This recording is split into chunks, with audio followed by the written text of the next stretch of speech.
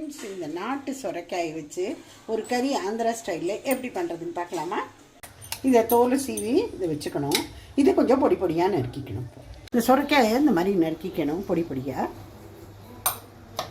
இங்கே நான் 1 table spoon எண்ணெய் வச்சுருக்கேன்.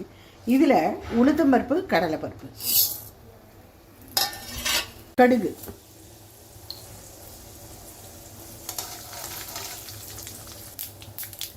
கொஞ்சமாக சீரகம் போட்டுக்கலாம். இப்போ இந்த சொரைக்காயை போட்டோம்னா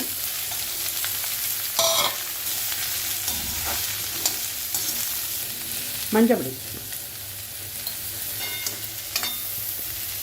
உப்பு, ஒரு 1/4 டம்ளர் ஜலம், அதுக்கு மேலே விடக்கூடாது, மூடி வச்சிடணும்.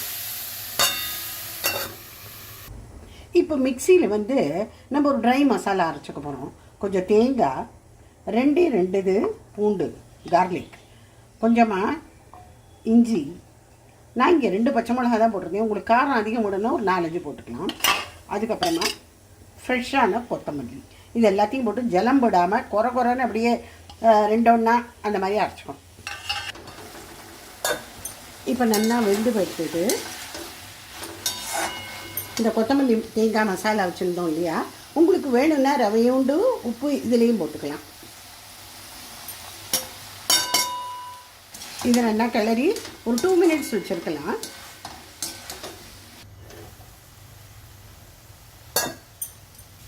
இப்போ ஆயிடுத்து எடுத்துடலாம். நம்ம பார்க்குறதுக்கு எவ்வளோ அழகாக இருக்கு.